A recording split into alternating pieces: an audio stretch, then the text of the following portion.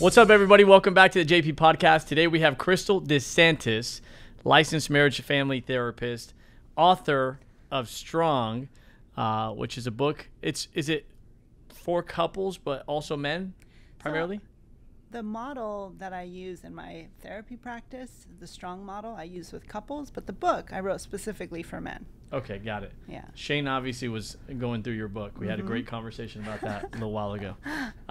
So you wrote this primarily for men. Mm-hmm. Okay. Yeah. So tell us a little bit, just kind of how you got to this point, who you are a little bit for the audience, and then we got some really deep questions to go to. Okay. So actually, as I was telling Shane, I started becoming a marriage and family therapist because I was out there in the dating world, you know, kind of casually dating, and then I met my husband.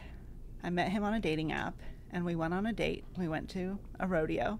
He took me to my first rodeo, and I was like, oh my gosh, I really like this guy, and I really want, I want this to work. And then I realized I had no idea how to make that happen. I had no previous long-term relationships. I really didn't even feel like I had any relationship skills. So I immediately Googled help, you know, and I found a marriage and family therapist, and I started going to therapy, and I started learning, you know, emotional regulation skills, relational skills, and, you know, I was like, oh my gosh, this is so cool.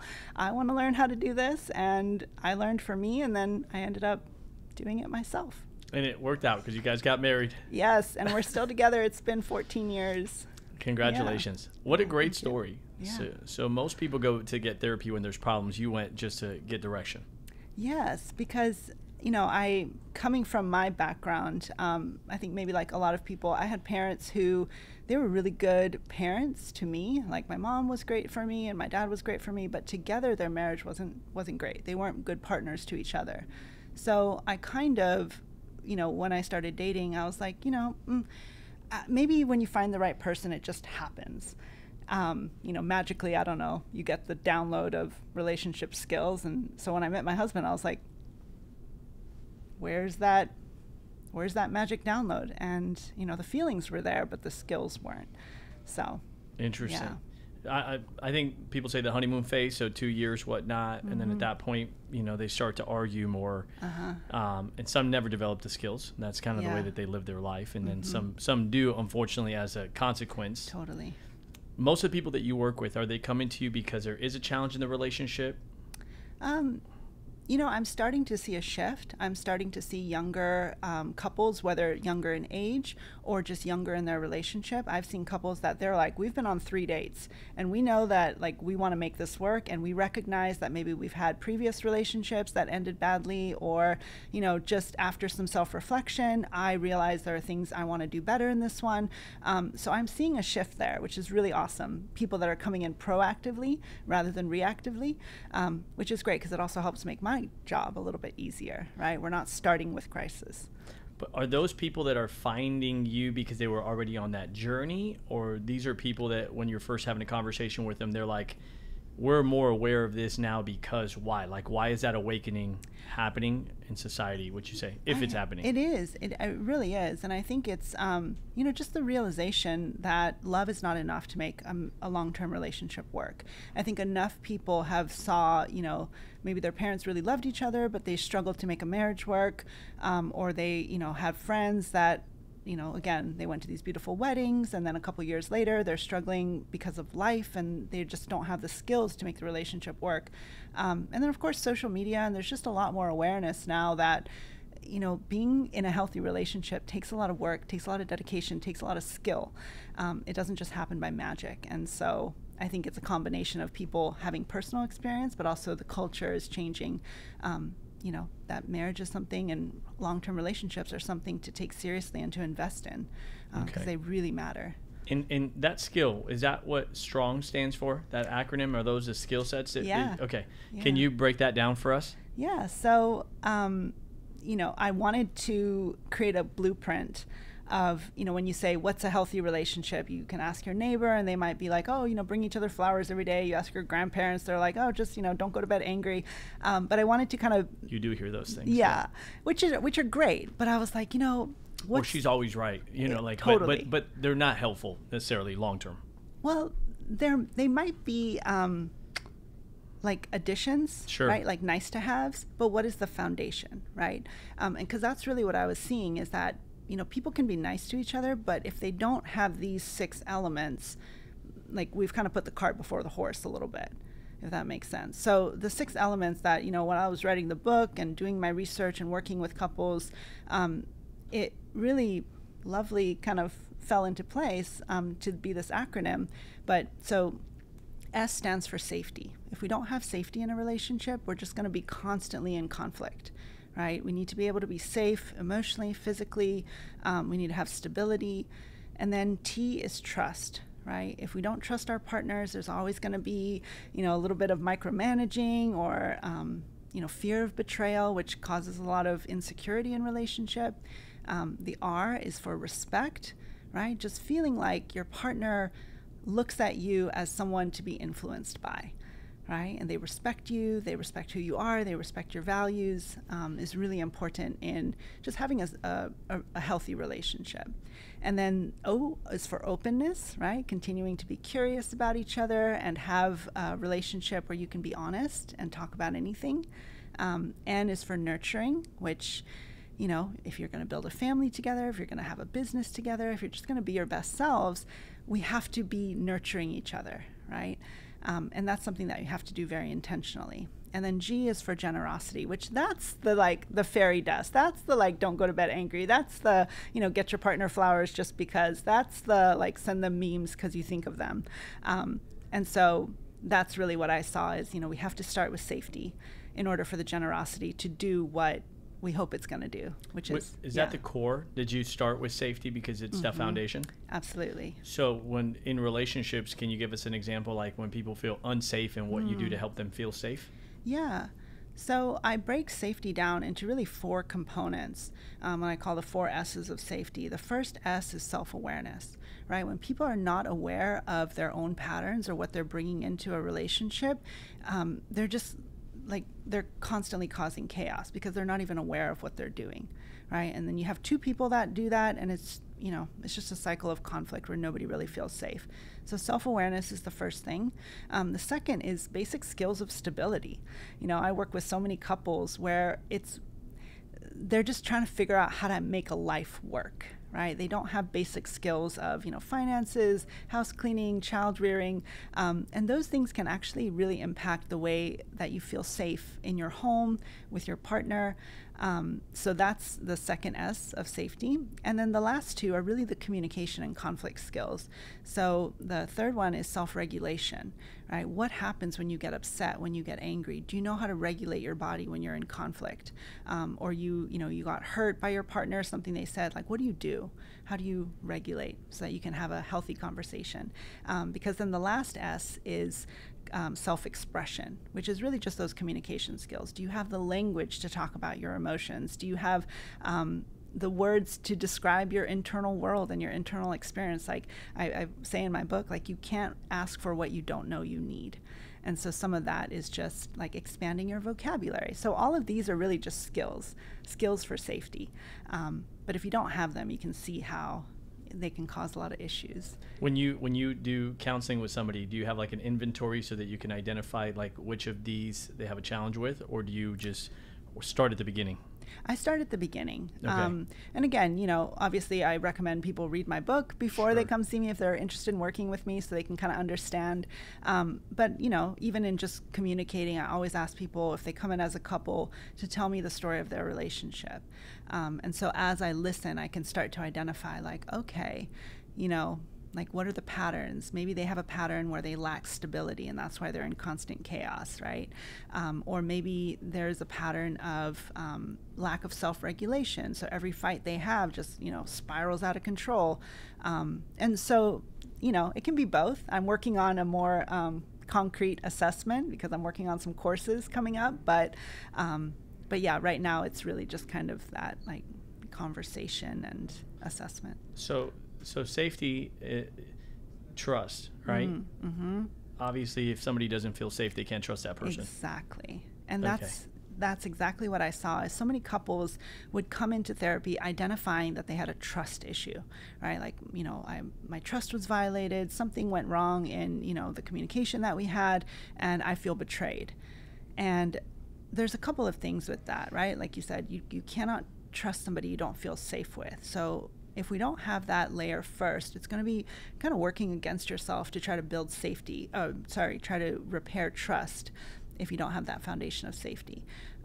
So that's often where I see couples, come in with a trust violation when actually it's a safety issue. Like, you are not even self-aware of, why that was a need that you asked for, or why that was a thing that you did. Does that make sense? Yeah, absolutely. And Yeah. we have a book called The 5 Dysfunctions of a Team that Patrick Lencioni wrote, and his number one dysfunction is a lack of trust. Right? Because number 2 is fear of conflict, and you can't have conflict with somebody where there's not underlying trust with that person. Totally. You're like, I don't trust you enough to bring it up to you, or I don't trust that you're going to care, or whatnot. Yeah. Okay. And how do you, so do you see that a lot of people need to rebuild, let me go back a step. The biggest problem that you see in relationships, is it self-regulation? Like, if... Self-regulation is a big one. Or what's the most top 3, if there is? It's actually really interesting. As part of self-awareness is what I've started to identify is, the culture of relationships has changed very quickly in a very short period of time. In the past, relationships in a lot of ways were kind of function-based and transactional, right? It was just expected that at some point, the music stops and everyone picks a partner, right? Yeah, get married, kids, clean the house, take care of the family. Exactly. Yeah. And so that's really that first piece of self-awareness. And kind of like you said, you can't have conflict with somebody if you're not sure why they're in the relationship with you, right? Because it's a risky conversation to have. It can get ugly. So what I talk about, part of that self-awareness piece and creating safety in a marriage, is, are you here because you need this other person to fulfill some kind of function, or do you actually want to be with this other person? That's powerful. And, so it's like function or connection. Why are you here? And so that's often the most kind of foundational, powerful conversation that a lot of couples start with. It's like, wait a minute. And you see that it went from connection to function? Yeah, that happens so frequently. Because again, also you meet someone and you're in college or in your 20s, and it's easy to connect. You're like, you like this band? Oh my gosh, so do I. Or you like long walks on the beach? Oh my gosh, me too. And so you find connection. And also in the beginning of a relationship, it's not uncommon to have long, deep talks where you really get to know each other, right? But unfortunately, our brains are just giant pattern-seeking machines, right? So at some point, our brains kind of get lazy, and we're like, I already know this person. Moving on, right? And that's where often then function starts to take over, right? It's like we lose the emphasis on connecting with the partner, and instead it becomes the person I do life with, which is, sure, that's an aspect of a long-term functioning, healthy relationship. But when that becomes the only aspect, right? And that's where I often get couples coming in. They're not in active crisis, but they're like, we just feel like roommates. Like, we haven't really had a deep conversation. I don't even know what this person likes anymore, right? Like, now we're in our 40s, and maybe they like the same band, but I don't know. I haven't really had a conversation with that person in a decade, right? So I find that somewhat challenging at the same time, because if you know that person and that person isn't changing, if you're both not changing, right? And you kind of know, I know everything about the person. Let's just say that that's the case. Then it's well, what else? Does that person then need to go say, man, I need to really grow and you need to grow, so we both need to grow, so then we have something to talk about? Sure. Do you see that people just stop having something to talk about because they feel like they already know each other enough, or? I think so. There's an assumption. And I don't want to put that in your mouth, those words out there, but what's the reason that people stop connecting? Because in a lot of ways, our culture doesn't, and again, it's changing, right? But for a long time, the marriage, it was central to a family, but it was the life that was built was the reason for the marriage, right? Does that make sense? Like, it wasn't just about the connection of the two people in the marriage. It was like, what are you know, your kids need you. You have a house together. You have a business together. You're part of the community. And so I think just what I see often is it's not that people stop growing, right? I mean, honestly, you kind of have to work hard to stop growing, right? Because like, you're going to be challenged in your career. Maybe your child hits the next stage. You're going to grow. It's just couples stop communicating with each other about their internal experience of that, and they only talk about the logistical experience of that. Why? You know, it's in a lot of ways, it's the way that our culture has normalized that as what a marriage looks like, versus couples that really still deeply connect about the who are we questions and the who are we to each other questions, and how has parenthood impacted you, and you know, how are you connected to your body now before and after pregnancy, and you know, how has your experience of pleasure in your body changed, or you know, what are you dreaming of these days, like, you know, like, that's not as do you feel normalized. like, so do you, going back to your conversation on skills, do you feel people just don't have those skills?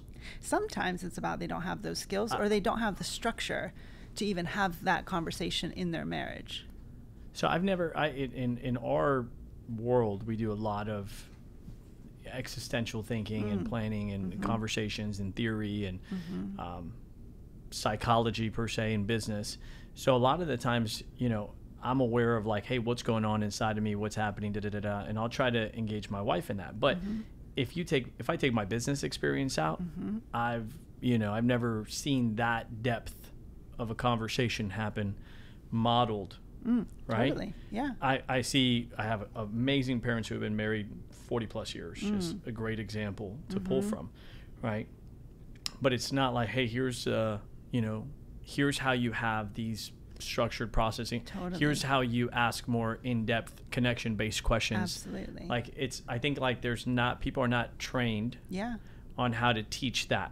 Absolutely. And so if I don't talk to somebody that's a licensed marriage family therapist, where do I get that?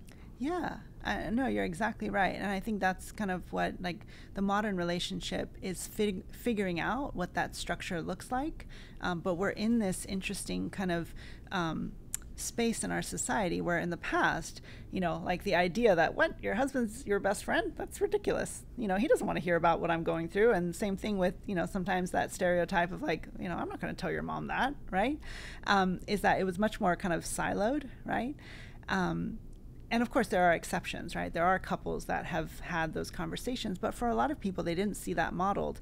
And so right now, the modern couple trying to find a scaffolding for having those conversations, it is kind of coming to therapy, starting early, before things get bad, right? Like setting yourself up for success from, you know, day one, or premarital counseling. I do a lot of premarital counseling because I think really that's what's shifting, is that awareness that in order for us to be successful later on when times are hard, we got to start setting up our steps for success now when we have the bandwidth to do that. Is part of the premarital to like help that person identify if that's the right partner for them, or is it to see if they're ready for the relationship? It depends. It depends on the couple's goals. Right? Okay, got it. You know, some couples, they just want a really structured conversation around, you know, let's talk about parenting, let's talk about finances, let's talk about family of origin, let's talk about sex. And then other times it is that like, because that's a different type of counseling that I do called discernment counseling, where maybe people have like, maybe they've been together for a bunch of years, but they feel like they're kind of on and off. And they're like, what is preventing us from taking that next step? Right? Or maybe like one person is pushing towards, let's lock this down. And the other person's like, I don't know. And so I also facilitate those conversations as well of like, let's lay it all out there. Do you have people that come to you that have already had a therapist before, like, or they're currently with another therapist, but they're not getting the breakthrough that they need? Like, do you see that often or no? Yeah. You know, part of the niche that I kind of developed in becoming a marriage and family therapist in Austin was I would sometimes put myself out there as like, I'll work with the highly distressed, high conflict couples. So I did start getting sometimes the couples that maybe they'd been to a few different counselors, and you know, it was like, all right, we need something else. Do people stay with you when they do your counseling? Like is this like a ongoing relationship? Is it like, hey, we have a problem, let's fix it, cool, I'll see you in a few months, or I'll call you next time we have an issue, or how's that work? Yeah, so, part of the kind of fundamental way that I approach counseling and therapy is from an attachment perspective, which, obviously therapy is a relationship, right? As a therapist, I have to form a relationship with the client. And so I really, the way I work is I really like to be client directed. So when they first start, I want to make sure that we have enough time together to get to the root or get, whatever goals they need accomplished.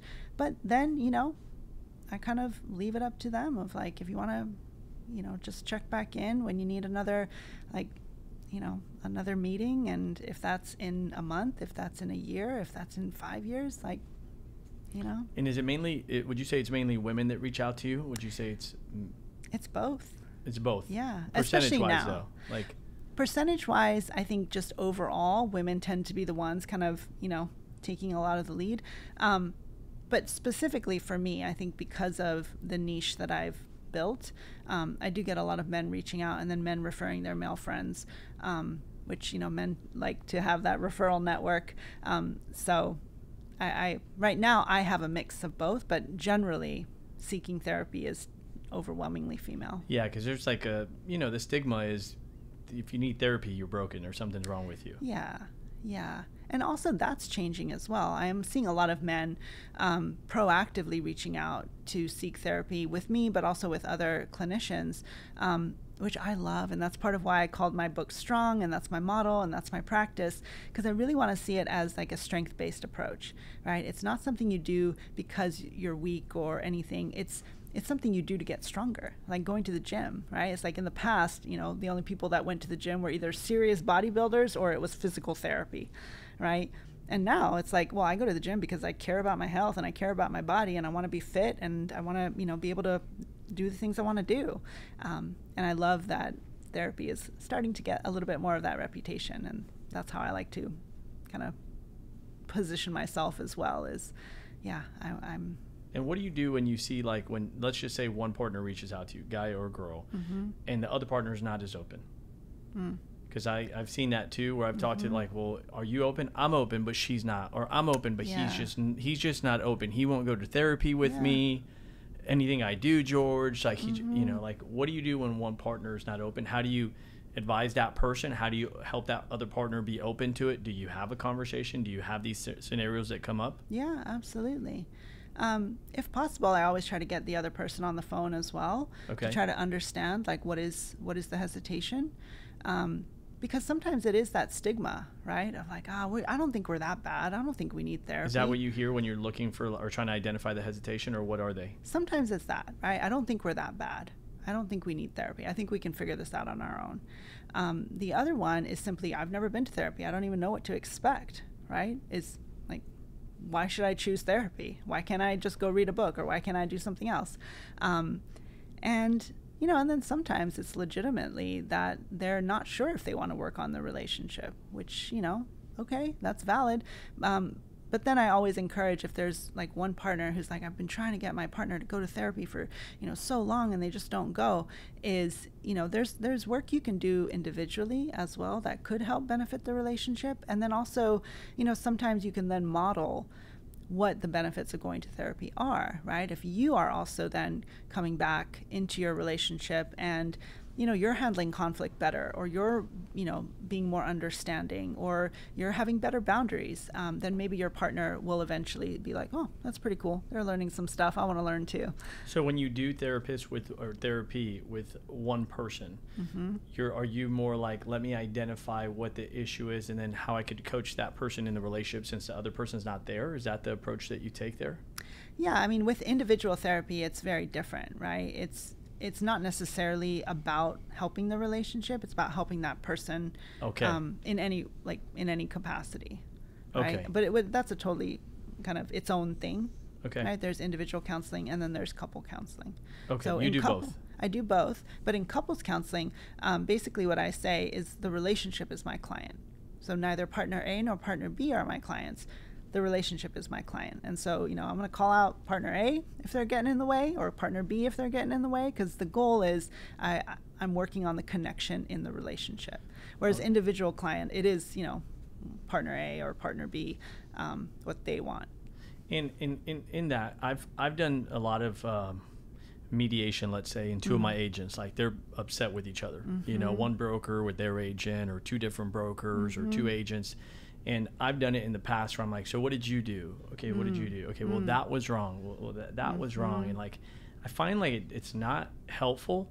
So years ago, I'm having a conversation with these two, and it happened by accident. And I was like, so what do you feel that you did wrong? And what do you feel like you could have done better? And what do you feel like you did wrong, and what you could have done better? And now that satisfies that other person. It's like, yeah, I'm pissed. I just want you to admit you effed up, or whatever. It satisfies like that ego part. Yeah.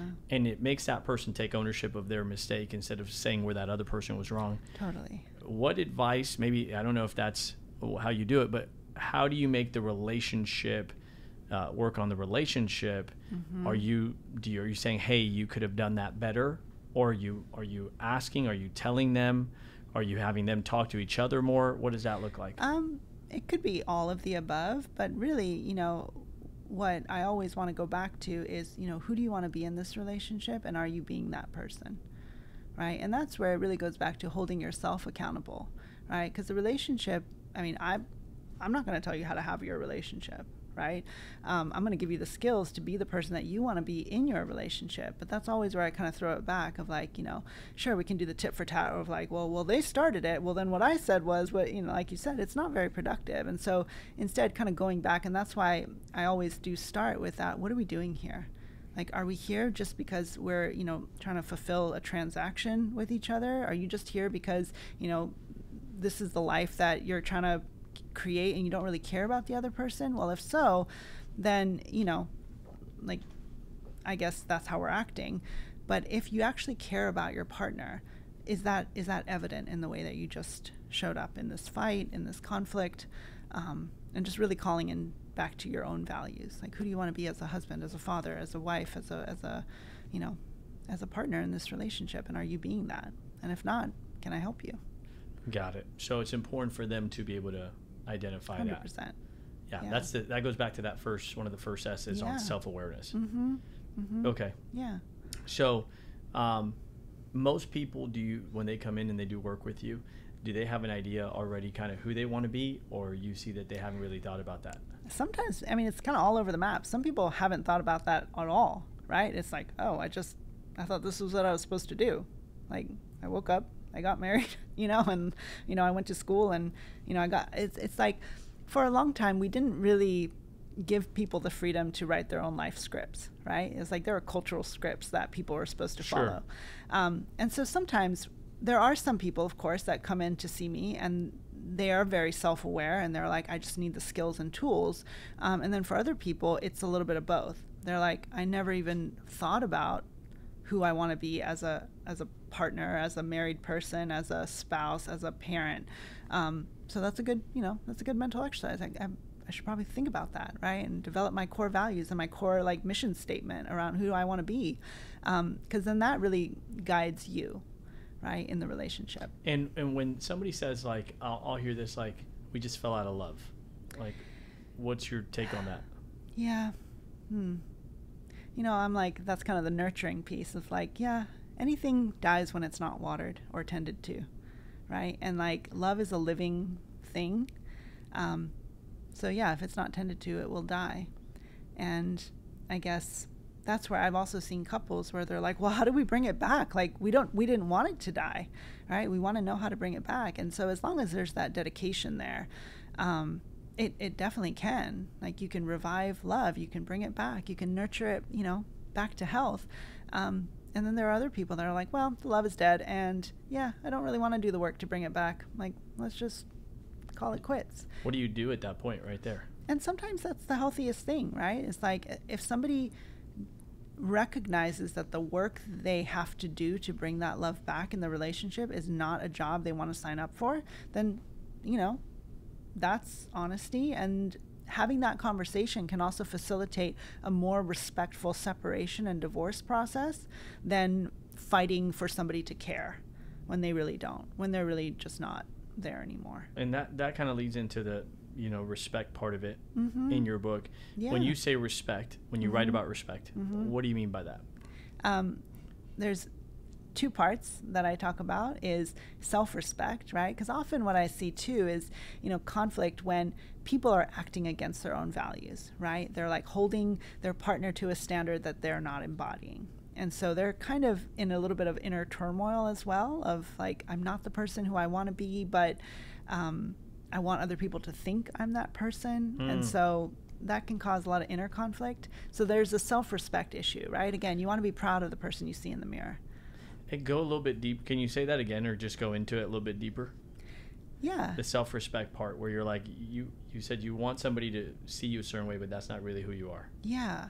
And that, that inner conflict where it's almost like then you have to wear a mask all the time, right? Because you're trying to project this image of who you want to be, but then on the backside, you kind of have this secret nagging like imposter syndrome that like, that's not who you are, that's not how you're showing up.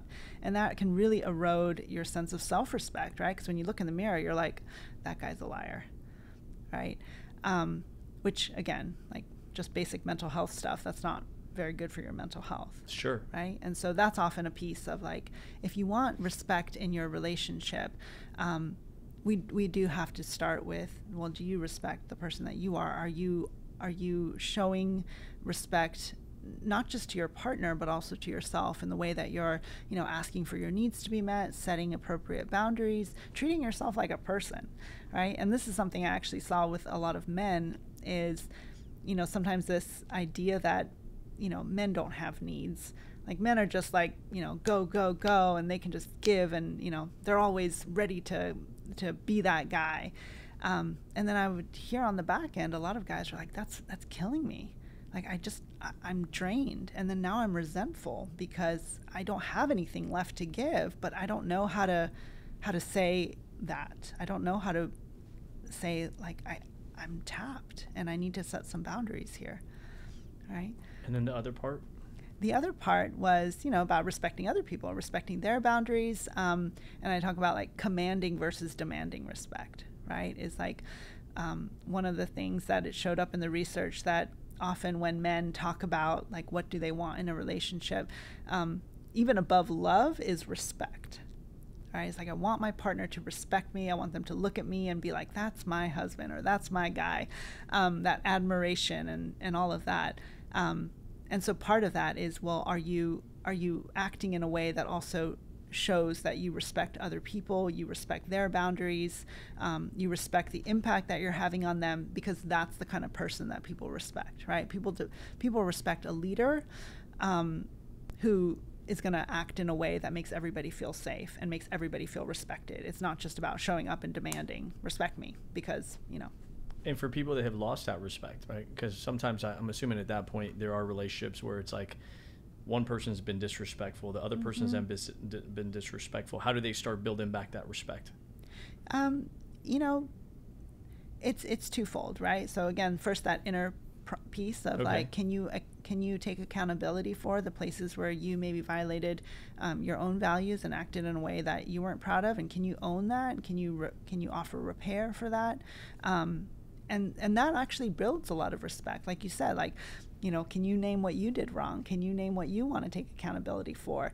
And then that creates the environment of mutual respect where then, okay, now we can work on it because we've at least named that. And we've read a book called Love and Respect, which talks about that. You know, that men want to be respected, women want to be loved. Is that a common theme that you see in your counseling? I feel like it's the same word in different languages. And sometimes I talk about this with the word respect for women and men is, respect for personhood versus respect for authority, right? So are you asking for your partner to respect your authority? If so, is that your actual setup? Like, is that what the agreed upon arrangement is, that you are the authority? And if not, then maybe that's why you're not getting that respect, because you're trying to assert authority over somebody who's like, you're not the boss of me, right? Or is it about respecting autonomy and personhood and individuality and, the fact that you both have things to bring to the table? Got it. Yeah. And then opening? Openness, yeah. Openness. Okay. Yeah. So that's, again, like, it's interesting how many couples that I see have maybe never had certain type of conversations, like you said. Like, maybe they talk about all kinds of things. They talk about the kids. They talk about, what's going on in Austin this weekend. They talk about all kinds of things. But the emotional openness to have those deeper conversations, the more vulnerable conversations, is really what help people grow together rather than apart, right? Does that make sense? Yes. Where you can have like great conversation with somebody that you just met and you're like, I know so much about them, but I don't feel connected to them because our openness was very surface level. And unfortunately, I see a lot of couples where their openness is kind of surface level, but they don't really connect around the hard stuff of life. Like, so how do you help them go deeper? Well, obviously it starts with creating that environment of safety, trust, and respect. Sometimes I talk about, or actually in my book I have it kind of divided into 2 sections, right? Is you can't ask for honesty if you're not safe, right? So the STR kind of foundational pillars are really just about helping a relationship survive. If you don't have safety, trust, and respect, your relationship is just going to struggle to survive. But once you have that, that's where we can have these open, deeper, more emotional conversations. And then the O.N.G is about thriving. It's really about building on this foundation and taking your relationship to that next level, right? Okay. So the openness goes back to the survival part. The openness is really the thriving, is taking it to that next level of like when you feel safe with someone, you trust them and you respect them, then you can be open with them about maybe the more vulnerable stuff. Like, life is long, right? If you're going to be with somebody for 60, 50 years and married, you're going to go through changes. And having the type of relationship where you can go to your partner and be like, I'm really unhappy in my job, or, my mom is sick and I'm really affected by that, or I'm not sure if I want to have another child, or, I just learned about something that I'm just like, it's like it's lighting up my life, or, I realize I want to quit my job and, start this other thing. Like, all of those conversations can be really risky if you don't have this kind of foundational structure of safety, trust, and respect. But when you do, you can have all those great conversations. You can dream. You can, you don't have to leave your relationship to have the openness that we all, I think, crave in our lives. Got it. So more so like the STR is the Maslow's laws of needs, on your basic needs being met before you can start thinking about emotional, Totally. Yeah. Okay. And then the what's the difference between the nurturing and the generosity? Like, how would you identify the difference there? Yeah, nurturing is it's really about, so I guess generosity is where I like to think about it as like the extras, the fairy dust, right? The like going out of your way to get your partner something nice just because. Whereas the nurturing is that intentional, every day, how am I showing up to keep my relationship alive and thriving? How am I showing up every day as a parent with presence with my children? Whereas the G is kind of like the extras, right? The sparkles, What are a couple things that somebody could do to nurture their relationship more? Yeah. On the husband side and on the wife side, unless they're the same, or if they are the same, what are the same ones, 2, 3, and then what are different ones? A lot of the nurturing is getting to know who your partner is. I talk about in there the difference between maintenance and nurturing, and I think that's where there is a little bit of a gender divide, where it's like, oh, guys are good at maintenance, but women are better at nurturing. And I'm like, wait, hold on, right? Like, what if we could all do both, right? Like, maintenance, sure, it's like checking things off a box and making sure that you're checking in on a schedule. But again, if we're thinking about a marriage and love and connection as something that's alive, then we need to nurture it. Maintenance is not enough, right? And I talk about, like, if you maintain something on a schedule, like a car, right? I take it in every blank miles and get the oil change. I take it, blah, blah, blah. But when you're nurturing something, you have to kind of pay attention every day, right? Like, you're like, nope, I fed you yesterday at this time, and so you're not getting your next meal until this time on this day. Like, it doesn't work when it comes to living things, children, animals, marriages. So one thing I do that's very simple with couples is I call it the heartbeat exercise, right? Like keeping the emotional connection of your relationship like on track and beating, is check in with each other every day about a point of pride. So that's the up, right? A point of pain, which is the down, and then a point of pleasure, which is the connector, right? And so every day, just kind of nurture that little like heartbeat. What is your partner proud of today? And then give you and them an opportunity to like cheerlead each other, right? Hey, you're amazing, right? And all of those little moments that sometimes kind of get lost, just put it back in there, because that's rich. You can get a lot out of that. And then the pain part, I think a lot of people are scared to talk about things that are painful or hurt, physical, emotional, all of that. But having a safe place to share that with your partner and having that normalize that, your pain is safe with me. I mean, I might not be able to take it away, but I can sit with it. I can give you, reassurance. I can empathize. I can hold you. I can tell you it's going to be okay and that you're not going to go through it alone. And then the pleasure, right? Again, so many couples, they don't have conversations about pleasure. Pleasure is more than just sex. It's, what is turning you on these days, like in life, in love, in, what is bringing fun and joy and pleasure into your life. And again, that is something that is so rich for connection, because you can find out so much about your partner by asking those 3 questions. And, it takes 15 minutes. But that's what I talk about. Like, it's like the multivitamin. No, that's great. Yeah. What were you prideful of? What was a painful moment? And then pleasure. Mm-hmm. When it comes to, I could understand hey, this happened, it was great today. Hey, this happened, it was hard. The pleasure part, I'm a little bit more confused, obviously, on what, Yeah. Is that more of just, because that's in the day, right? Yeah. What was good, what was bad today? Because I'll ask my wife that, how was your day, babe? Yeah. What was a good part, or what was something that was hard today? Mm-hmm. But we don't really talk about the pleasure piece on a daily basis. And that's something that I started to identify, right? Because there's lots of, there's like the rosebud and the thorn and the onions and the apples, or the highs and the lows, right? A lot of people talk about that. But what I noticed is that, especially for men, being asked specifically about what they were proud of can be, first of all, a really difficult question to answer. But it can also be then helps, what I see in couples, it helps them feel that respect, that they then feel seen, right? That they were like, I was actually like, I did something really awesome. And then to have that experience of their partner being like, babe, you're amazing. Like, I am so proud of you. Like, hell yeah. Again, it just puts that little like, zhuzh in the relationship. Yeah. And then the pleasure. So again, part of, as I've been working with a lot of couples, I started to identify this lack of conversations about play and pleasure.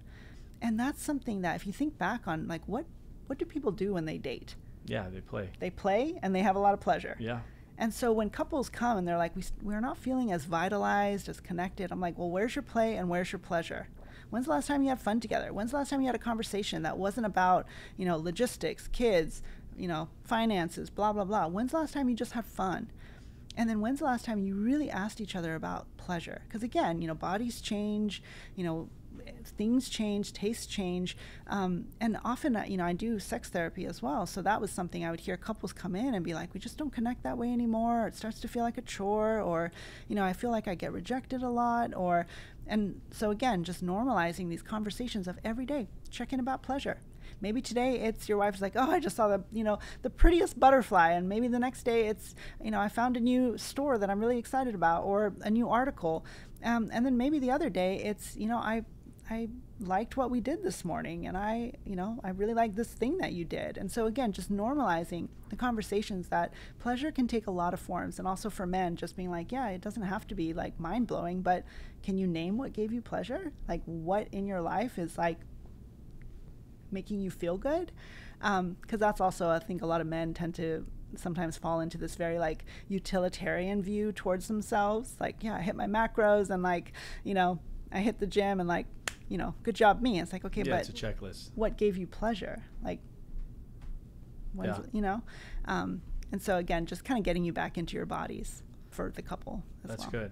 And do you do that through asking, when you're working with them, to help them discover more pleasure areas? Mm-hmm. Is it more so like, hey, what do you guys enjoy? What do you guys like to do individually together? Are you doing that? Are you playing? Mm-hmm. Are you having fun? Do you have time for yourself? Yeah, it's a lot of that. Okay. A lot of that. And, you know, sometimes even just with this little heartbeat exercise is creating the space. And that's what I say with couples therapy is like, you know, it's 1 hour a week. Or, you know, sometimes I do extended sessions, but like at the end of the day, my job is to teach you the skill and practice it. Like I'm like, this is your emotional gym. Like I will run you through your paces that we can have this conversation a couple of different ways, a couple of different times, so that you can use it in your life, in your marriage later on. Do you have a lot of singles that you counsel? Yeah. Mm-hmm. Yeah, it's Okay. about, you know, 60-40 60 couples, 40 couples and then singles? 40 singles. Yeah. Okay. And what advice do you give to people that are like running a business, you know, super busy running a business, and their parents and their kids, and you're like, dude, I'm trying to get it done, and like I'm giving my best that I can, and I just don't feel like it's enough. What do you do in those situations? Yeah. And that's tough because that's a lot of people these days, right? Life is moving very, very fast. There's a lot of things on a lot of people's plates. And so, you know, it's hard, but some of that is if you do have time, make sure that you're present for that time, right? And so often what I see is, yes, people are busy, but they also try to multitask. You know, it's like, yeah, I'm sitting with my wife and trying to have dinner, and I'm also like waiting for a business email. And it's like, that's might be that first step is make sure that when you have time, you are fully present for that time. And it might only be 5 minutes that you have, but make it quality. Yeah, because, you know, until we can slow the world down a little bit.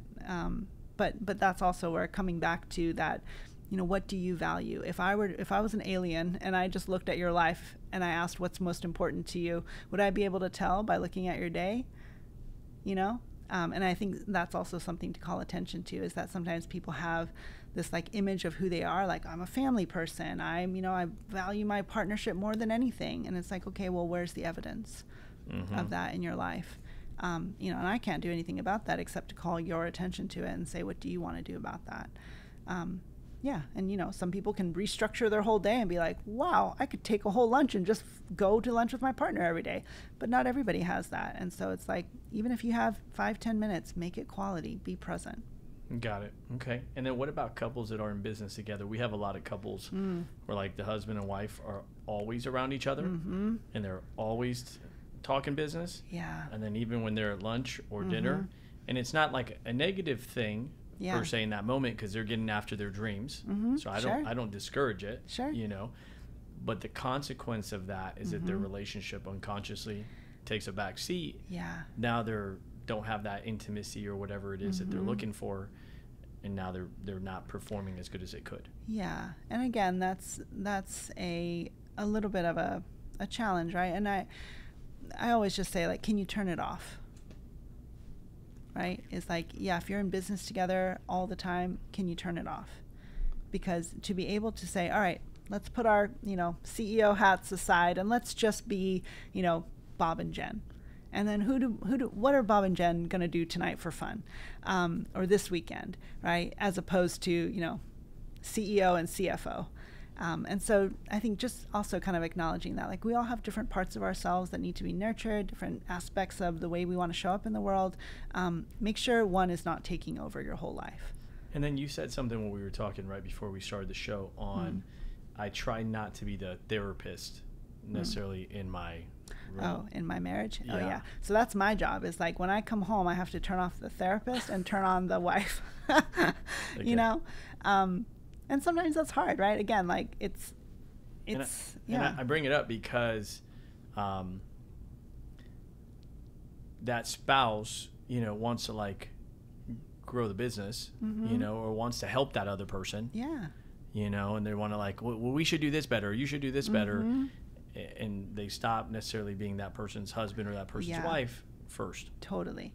And that's, again, where it's like, it's good to have both skills, but make sure you can switch between personas. And I have couples that are the same, and it's like, all right, which hat are you wearing right now? Co-founder hat or husband hat? And make sure your wife knows which one you're wearing. That's funny. So, and why did you choose to, I know you take the concept to couples, but why did you choose to focus on men? You know, because when I was working with couples and I would I would offer referrals. I'm the kind of person, I'm like, oh my gosh, I have so many books I can recommend and all of that. But I really found that just for kind of proportion wise for the resources that were out there, there are just so many more relational resources directed towards women, and a lot of the resources directed towards men are business. And that was where I was like, there's this big gap here. I mean, when I actually started looking at putting my book in some bookstores, there wasn't even a men's relationship section. There was a relationship section, and it was overwhelmingly books for women. And my book actually ended up in a couple of different sections, it's like, and so I think just identifying that, like, men who want to be successful in their relationships also deserve specific skills and tools directed and speaking to them. So, that was my hope. One of the questions Shane and I had talked about, or he wrote down here, was misconceptions about masculinity. Does your book cover that, or do you talk to people about that? A little bit. So in the beginning part of my book, what I talk about is, that in the past, for a long time, the idea of masculinity, especially when it came to relationships, was a man's job is to be the 3 Ps: be the protector, be the provider, and give your wife a baby, be the procreator, right? And so I think some of the misconceptions is that, like, men are okay just performing and not really being full people. And that's not true, right? Men are people. Men are humans. They have a lot of different, hopes, dreams, goals, struggles. And so I think that's some of the misconceptions about masculinity, that, like, men just need jobs. They don't need all the emotional stuff. Like, just point them in a direction and give them a tool and they're good. And so I think that was one of the big misconceptions that I speak about that a little bit, is like, because what I saw was men would then be, very lost when, let's say, they were the financial provider and then they lost their job, or they, wanted to protect their family and something happened and they couldn't, like their wife was in a car accident, or, their son got bullied at school. And they, it kind of shakes, like, well, then how do I be a protector? Right? And the same thing with the procreation. It's like, is it just about, performing sexually, or is it about pleasure? Is it about also then raising your children and being a fully present parent? And what is your legacy when it comes to that? And so I think, just maybe like, complexity is maturity. And I think in the past, the conversation about, like, masculinity and femininity is, like, very, like, almost like black and white. Right? Like, men like this, women like this, men are like this, women are like this, and never the twain shall meet. But really, and this is where I also kind of come from an Asian perspective of, like, it's the yin and the yang, right? It's like the balance, it's the complexity, which really is maturity, right? It's like when you can embody all of it to whatever aspect that makes you feel good as a man, then that's where I've seen the most powerful, like, men being embodied in their own masculinity. It's like, yeah, I get to make my own rules, And do you do something with EMDR? Yeah. Okay, that was a question Shane brought up. Yeah. What is, I looked it up, and I'm like, I have no idea what this is. So it's eye movement desensitization and reprocessing. And it's not talk therapy. It's kind of different. Eye movement. Desensitization and reprocessing. I have a hard time saying that word. Okay. Yeah. Desensitization. That's probably messed it up. And reprocessing. Okay, what is it? Oh, it's a trauma therapy modality. Okay. That is super effective. So basically, there's so much, obviously it's a whole field of study. But basically, part of, the population I love working with is first responders and veterans. And often those populations, they have, sometimes trauma that they've been exposed to. And whether or not it becomes full-blown PTSD, having a modality that kind of helps your body reprocess those old memories so they're not stuck, right? Because that's kind of the classic PTSD, is your brain is not really able to distinguish between past and present, right? So, like, you're at a neighborhood barbecue, somebody sets off a firework, and suddenly you're back in Baghdad, right? And that's, like, really distressing. And so EMDR, what it does is it basically, again, like, there's so much science behind it, but with using eye movements, it stimulates both hemispheres of your brain, so bilateral stimulation. So it can use eye movements. Some people use tapping. There's lots of different ways that it can be used, but we're stimulating both hemispheres of the brain to reintegrate and reprocess that painful memory that is stuck in trauma. Okay. Yeah. Yeah. I have a bunch more questions as to what that It's looks so like. good. Well, again, If, it's, like 30 seconds, like what does that even look like? Are you talking to somebody and you're... so what we would do is, and again, so if somebody has an acute trauma, so let's say they were in a car accident and now they just like, they break out in sweats every time they sit in their car. They just keep picturing themselves, going to that intersection and having that thing. And so what we would do is, I would set up, so that's the target. We'd talk about kind of like what's the core stuck piece of it, and then I would just guide their eye movements. Guide their eye movements Mm-hmm. while they're talking about it? While they're talking about it, and then your brain and your body, it's kind of like patting your head and rubbing your tummy. If you think about it too hard, it kind of like, but yeah, it allows them to reprocess and it desensitizes that memory. So, sometimes, again, with an acute trauma, it can, help resolve it in a couple of sessions. And if it's with a deeper, more complex trauma, sometimes it takes a little bit longer. But you've seen that happen, like start to finish. Mm-hmm. Yeah. Okay. Yeah, which I my love. skepticism kicks in. I'm like, you want me to move my eyes while I talk about something, but I'm not a doctor, or this is your field of study. Well, it's bilateral stimulation. Bilateral, so it's not my eyes, but it's my brain. But yes, it's moving your brain. my eyes activates the brain. Mm-hmm. Yeah. So some people, they do, if the eyes don't work, they can do audio stimulation, or tapping, bilateral stimulation. And the thought behind that is what is that? How does that help you get rid of that trauma in your brain? What's going on? So, I guess, crudely, right? Very, very simply, because this is a complex, is when trauma happens, it's basically like it overwhelms your nervous system, right? Okay. So generally, when you have an experience like throughout the day, when you go to bed, your brain puts things away, right? It like files things into like memory keep, memory throw, the Inside Out movie, right? It's like memory, yes, core memory, throw away, which actually REM sleep is rapid eye movement sleep, right? And that's the deepest part of sleep. And again, this goes into the science of sleep. Why do we sleep? Why do we need it? We know that when people don't sleep, their brains overload and all of this. So also this researcher that developed it, she noticed that when people were talking about distressing memories, their eyes would naturally move side to side. And so that's why she was like, okay, there's REM sleep, or there's rapid eye movement. There's like when people talk about traumatic experiences, their eyes kind of naturally move. Also like equine therapy, and like, there's like something very like naturally soothing about like clip, clop, clip, clop, clip, clop, and like what we do to babies, like just naturally. There's something about rhythm and anyway, so all of this is where then she was like, okay, so when we have our nervous system is overwhelmed, it's like the file cabinet gets dumped over, our brain doesn't know what to do with these memories, so they kind of just get stuck laying on the desk. And with EMDR, it's basically like, all right, let's address all these papers that got all dumped out because of all this traumatic experience, and let's put them where they go. Let's file them away. Okay. And then one of my last questions on here, I probably got a couple more, is what's trauma-informed therapy? Is that what that is? That is a modality, but trauma-informed therapy is basically the awareness that we are not just floating heads in the world, right? I think there are some people that come into therapy where they're like, yeah, sure, I had a childhood, or yeah, my parents were, abusive, but it doesn't affect me. Like, I'm up here now. I can logic my way out of anything. And trauma-informed therapy says, but your body went through that experience. So now, we got to understand what happens, like when your partner yells at you, or when there's, some kind of conflict situation, or you feel disrespected. It's not just what happens up here, because your body responds way quicker than your brain does, because that's how we're wired. Oh, yeah. Right?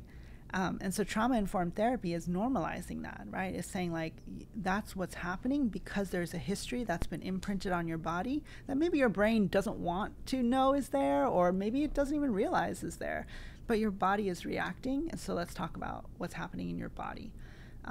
So that's also a big part of the work I do with couples is, when we even just come into session, is just checking in with your body. How is your breathing? Are there any points of tension or activation that you're bringing into session? And if so, are there any emotions attached to that? And often, people are like, I'm just like all bunched up in my stomach because I'm really nervous, So we all kind of know like what happens when our body is in conflict with what our mind's experience is, right? Where we're like, no, I really want to be confident, but your body's like, I don't know, man, I'm pretty scared. And so trauma-informed therapy is saying, like, let's include both, right? I hear what your brain wants, but your body is like, maybe you're operating on two systems. So let's get it on the same page before we start to try to move forward. Because that's also where I see people get frustrated, right? Where they're like, I know I can do this. I know I can do this. And I just keep like getting in my own way. And so that's where also a lot of shame can happen. Because it's like, am I not smart enough? Am I not strong enough? Am I not disciplined enough? And it's like, maybe there's something else there that needs to be addressed first so that you can then like go where you want to go without this like kind of internal push-pull. Got it. Yeah, I've had to overcome a lot of things where it wasn't through therapy just to make it in the business per se. Sure. Yeah. I know that maybe one of my weaknesses is I put that on other people. Like, dude, just get it done. You know. And it's anyways. Yeah. It pissed me off. Yeah. But that's again where it's like there's always a why behind behavior, right? And so that's also where my approach is like that. Like I hear that you really want to. So let's figure out why you can't. Right? Are there people that you've done work with that they're stuck mentally and like they unconsciously want to be stuck to like have an excuse to stay in therapy or have an excuse to like not actually do the work? And I ask that because I coach a lot of people. Yeah. And I'm like, we'll figure it out. I mean, next issue. We'll figure that one out next issue. And then I'm like, this person is always having some kind of emotional issue that they have to work through and they never do the job. Yeah, and that's where I think the trauma-informed perspective is, what is it that feels safer about being stuck that doesn't allow them to move forward, right? Because again, you know, like when you're, I mean, there's so much around this, right? But it's like, if somebody is constantly kind of being stuck, that's where, again, it's like, maybe there's something that feels safer and a little bit more manageable about this narrative than there is about this other narrative. Yeah, it could be, for our guys, it could be that they're easier struggling and living in that because they know it. Sure. Than actually, overcoming and succeeding and then being responsible. Yeah. Yeah. And so again, it's like, well, it's just, I think that's that trauma-informed perspective of like, because what I believe is like people want health. People want fulfilling relationships. And so if something is blocking that, there's a reason, right? Because otherwise, I think if everyone could just snap their fingers and be the best versions of themselves, like I think they would, right? Nobody likes to struggle. So if they're still struggling, there's something there that's preventing them from getting what they want out of life. So it's my job to be like, okay, let's look at that, Got it. Yeah. Okay. And how did you, last I guess question or two here. Sure. When you first started learning this for your own relationship, right? Mm-hmm. And then you're like, wow, this is a passion. Would you say that's your passion? Yeah. Okay. So then you say, this is my passion. I want to help people. Where did you start? Like, what was your first step? Was it, I'm going to go get certified? Well, I went to get my master's degree. Okay, got it. So that ended up saying, hey, this is not going to be my profession. Yes. Okay. So first it was, I'm really interested in learning about this, like for myself to benefit my life and my relationship. And then it was like, wow, I think actually a lot of people might not know what I'm learning right now. Maybe I could, be part of the change. And so that's when I went and got my master's. And your master's specifically was in? Marriage and family therapy. Okay, got it. Yeah. So when somebody says I'm a licensed marriage and family therapist, does that mean that they have their master's in that topic? Yes. So, a licensed professional counselor, licensed social worker, licensed marriage and family therapist. These are all master's levels degrees. Okay, got it. Yeah. Okay. So then you go get your master's, you learn it. Do you have to wait till you get your master's to start practicing that? Yeah, there is like the last year of your studies, there is then the like the practicum and internship piece of it where you do then get to meet with clients as part of the graduation requirement.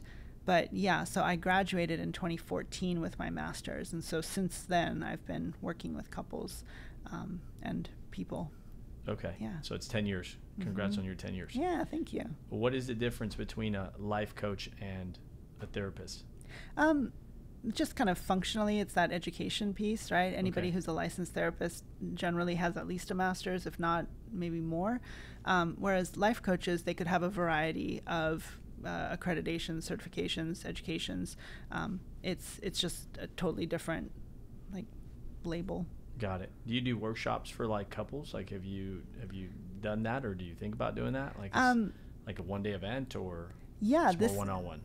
well, that's kind of where I'm moving into in 2025, is more of that like workshop, intensives, retreats approach, because, as much as I love, one-on-ones, it's just sometimes not enough time, right, to really Sure. get into it. So, and also then just, broadening the reach a little bit. Awesome. It's been great. I look forward to going through this and recommending it. So thank you, Kristal, for being Yeah. on with us. Thank you. We'll put all your contact. So if your contact info when we post Okay. the video and whatnot. So guys, if you're looking for a book, Strong, a relationship field guide for the modern man. So this is more for men. Yeah, and of course, if their partner wants to read it with them, and they can have a couples discussion. I've found a lot of couples like that approach as well. But yeah. Awesome. Thank you so much. Yeah, of course. Yeah. Hope you guys enjoy the video, the episode. We'll see you on the next one. Take care, guys. Bye-bye.